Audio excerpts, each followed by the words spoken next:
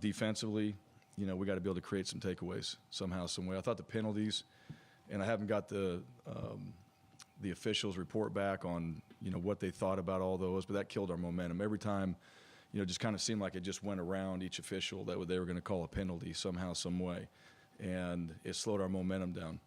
And so we had a ton of penalties, which is uncharacteristic of our football team. But either way, every explosive play we had, that hurt us. So you chalk it up to just some of the stuff that we have to do a better job fundamentally, blocking, tackling, some of those things that just happen in the game, and then just being disciplined.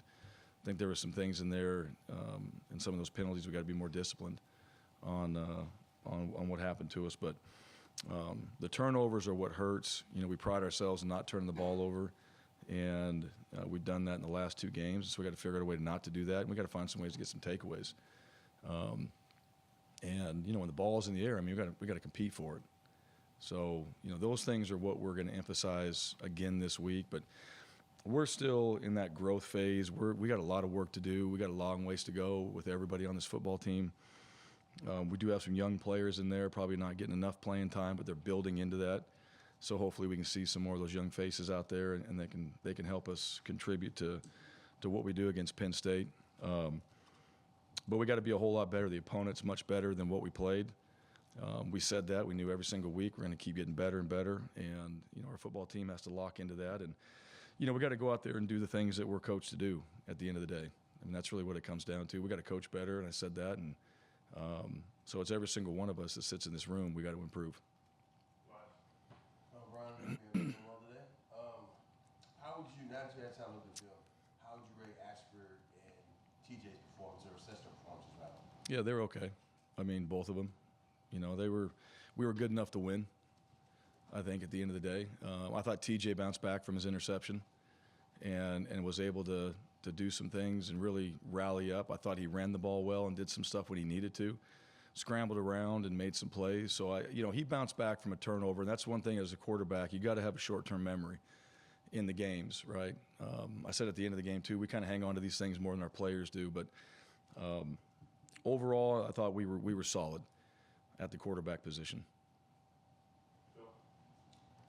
Bill Cameron with ESPN 106.7. Coach, some of the problems in the pass defense, is it are you playing a little softer in the secondary because of the lack of a pass rush, or is it just because of the mobile quarterbacks thus far? Well, I think the QBs have played a factor, and pass rush wise, those guys are getting the ball out. It's hard to get a pass rush when they throw it on one step. And, that's part of it, too. Now, the trade-off is, on some of those plays, you can break on the ball and have a chance to make a play on some of those quick passes. But, no, I just think we just have to keep doing a better job. I think we got to play better in the back end at the end of the day. We got good players back there. I think how we practice, how we prepare, I think all the things that we do have got to be improved. Because in the pass game, teams do a good job. There's good quarterbacks out there, and we're going to face another one this week. They do a good job throwing the football. And, when there's a chance, when the ball is in the air, we've got to make some plays on it at the end of the day. And pass rush is a part of that. Underneath coverage is a part of that. So it all plays together. It's not just one guy. Everything plays off each other on defense. But at the end of the day, I think we just had some bonehead penalties that we can be better at, and that comes down to just doing what you're coached to do at the end of the day. So we got to do a better job. We got to listen, and we got to make sure those things happen throughout the week. What sort of stands out to you thinking back to that game last year at State College? Yeah, well, I think Penn State's a really good football team. I know Coach Franklin, and I've been around him a few times, and I think he does a tremendous job with his guys. I know he's detailed. I know he coaches well. I know he's got his coaching staff prepared. So, I saw a good football team. I saw a well-coached football team. I saw a good football team that played hard. We played in their environment. We handled that noise. That was a big game. It was the whiteout. I remember that. And they do a great job with their atmosphere. And then you look at ourselves, there's probably some opportunities that we missed. we look at it that way as well. You got to make some plays, but credit to them. They won the game. At the end of the day, you got a chance to win games, for the 4 hours you're out there playing, and they won the game. So they were the better football team. We got to prepare for that. We got to learn from it. Different coordinator, and we got to be ready for that. Coming in the game on the defensive side, but still know that this is a really good football team that we're going to play, and we got to make sure that we're at our best when we step on the field. Justin Ferguson, Auburn, through 2 games. How would you assess your offensive line, especially a couple of the new guys that are starting there and taking the camera? Yeah, they're good. I think they're doing a good job. We ran the ball. I think we ran the ball okay at times. We're a work in progress, but we're getting better. I think we're not as clean as I'd like us to be, but I still think that we're improving, and I think these guys are working hard at it. And so we're making progress. We got to make a lot of progress this week as we step on the field and get ready to go play against a really good defense. Bryan, Nathan King, Auburn 247. What was Malcolm's situation on Saturday, and what do you expect his stats to be for this week? I expect him to play. He just wasn't healthy enough to play. And I think he could have. I think we just had better options. But, we need Malcolm on the field. He'll be ready to go. He's a tough kid, and he'll be ready. We just had some other guys that were a little bit better than him at that time. Bryan, Philip Marshall from Auburn Undercover. With all the new faces on your coaching staff and new responsibilities, is there not a learning curve, that's not the right word, but is there an adjustment period? And if there is, how do you think it's going after 2 games? Yeah, well, there is. I think when they get here, there's not a long adjustment period. You got to figure it out fast. I think that's the biggest thing. We don't have time to really adjust too much as we get in the season. I think the first game helped us. Second game, no excuses. We're actually dialed. I think how we're operating as far as the coaching staff and the communication has been really good. So from the 10 coaches, I think all that's gone really well. I think some of our analysts and GAs are still learning. You got some young coaches that are still developing, and I think that's our job to help those guys do that. But there's more to it than just the games. It's how you prepare. It's how you run the scout teams. It's how you get everybody ready, and everybody's got a role. That's one of the things. We have a process. We have a role for everybody, and to me, I think the key that I ask everybody is to be fair to that. If you have a responsibility, do it. And if you did it the week before, you need to do it again. Like once something's emphasized, it's always in. And I think they understand that. And I think that's the key to having success as a staff is when everybody knows their role and they can star in it and everybody contributes. And, when you've got people on your staff that understand the game, at the end of the day, it still comes back to coaching. You got to get your guys prepared. You got to know how to teach. You got to know how to drill. You got to know the details of what you're doing. You can't be a slap and go out there and coach at a high level. You got to know what you're doing. And I feel like this staff really works hard to have themselves prepared. And, what you hope is you got guys out there that are trying to master what they're doing, and they get a lot of autonomy because of that. And I think we got guys in the staff that know how to do that. Coach, Ryan Wilson, War Report. How much of a benefit is it to you and your staff that Penn State has already played a competitive road game so early in the season that's compared to just a couple of non-competitive home games? Yeah, well, every game helps. You go back, you're going to look at every film. I thought Purdue played well in that game. Purdue's very well coached. They play hard.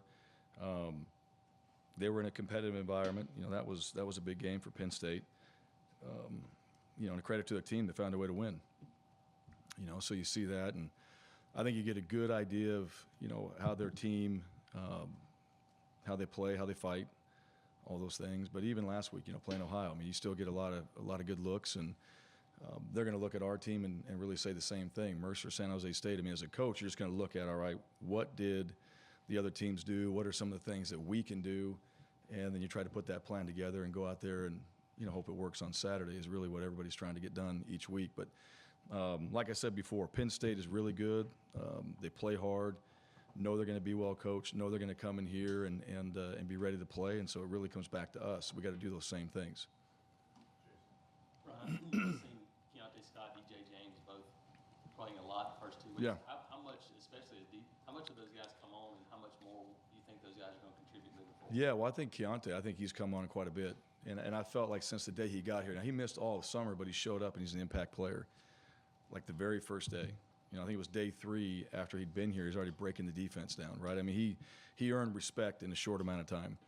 I think DJ's coming on. I think he's figuring out how to practice, figuring out how to play hard, all those things. He's talented. So I think he's really picking things up and understanding it. So now he's out there, he's able to go out there and play faster. But both those guys are contributors on the defensive side. Keontae helps us on special teams. DJ should be helping us on special teams as well. So you see some of these new guys that have come in now that are starting to get bigger roles and are starting to help us. And DJ is one of those, and Keontae is certainly one of them right now. Brian I don't. Okay, there you go. Which one? Yes. Okay. I wanted to ask you about your receivers, Coach. I don't believe a receiver caught a pass until the final minute of the first half, if I'm not mistaken. I think there were 2 completions over 20. Yeah, we were mad at him. Yeah. You need more production from. Yeah, absolutely. Yeah, you got to get the ball to the receivers. You know, it wasn't their fault. We threw it to the other guys. You know, I mean, that's part of it. So you got to throw to our guys, and we got to give those guys a chance. We're trying to get them the ball. It wasn't that we're not. Simple as that. And those guys, you know, they got to get open too at the same time. You got to have time to do all that. So, you know, those things are all, if you look at the film, you go back and study, I mean, the opportunities are there. We got to make them count. You know, we really do. And I've challenged our offense, I've challenged our team, you know, that we have opportunities to make plays. Like, we got to go make them. We got to go make them. That's really what it comes down to at the end of the day. We can design all these things up and all that, and they look pretty, and they're going to work and all that, but you got to execute them. And that's really what it comes down to. So no different than any other game I've ever coached, and on this football team, like, you got to execute, and you got to find ways to, you know, get yourself open. You got to complete passes. You got to protect. Like, all that stuff goes into the pass game. And, you know, we've challenged our guys on that for the last couple of weeks. We'll challenge them again this week to make that happen. Just philosophically, as a coach, you've played in some, you know, big non-conference home series, and I know, you know, your first year back in Boise, you had that neutral site game against Ole Miss. Just Yeah. How do you kind of compare those two atmospheres? You know, do you prefer playing those big showcase type games in the season, or do you like having these, you know, on campus, you know, head-to-head games with big opponents? Yeah, good question. I like them both. I do like those opening games that are at a neutral site. I think those are ones that get built up all through the off season, you know, and that's something when you play in one of those games as well, like your team, I think it impacts your team as far as just motivation, like through fall camp, because you know you're going to play in a big game that everybody's watching. I mean, to me, that's like your first game of the year. Other than that, I mean, I'd rather have the games on site, you know, wherever you're playing, home or away, but, you know, at your opponent's place or your place. But I do think those games are really good. I think they bring a lot of attention to college football. I think they're good and they're exciting for everybody. They want to watch them, and, you know, being in a couple of those, I mean, the matchups are usually good too. You know, I think they do a good job putting that on. You mentioned how TJ handled himself after his interception. How do you feel Ashford handled himself after? I know he had the long run, but other than that, how do you feel he handled it afterwards and since watching film? Yeah, same. I mean, it's really, like I said, those guys, you don't want to throw interceptions, right? That's not what you're trying to do. I mean, guys are pissed, but then you come off and you got to get right back into what you have to do. I mean, that's the one thing about playing that position, and I do really appreciate that about both guys. Like, they can respond. All right, they don't throw their helmet down. They're not pouting. They're not on the sideline. They don't separate themselves from the team. They don't go over there and yell at somebody. They're not pointing fingers. And that was a lot about what our team was like at halftime too. I mean, it's different. You know, we didn't have to have a team meeting at halftime, all right, just to come out in the second half. It was pretty matter of fact. Like, this is what we're doing. This is what we're not doing. This is what we have to do in the second half. I think the quarterbacks and Coach Keesaw's done a really good job establishing that mindset. All right, there's a turnover, bang, it's over. Guy made a great play, move on. All right, we'll talk about it after the game. We'll get to the film. We'll critique that.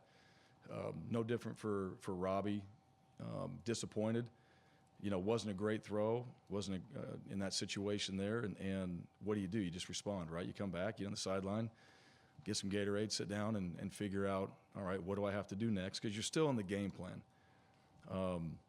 And I think both guys are really doing a good job of that. That's what I like about where our quarterbacks are at. I think they can handle that. We got to be better, but I think they're handling some of those situations well. And, we want to eliminate that, but you're going to have negative plays that happen. How you respond is going to be the key to our success moving forward in the games. Got time for one or two more? All right, Coach. Thank you. Yeah, one more? Yep. As well, since we're Yeah. here.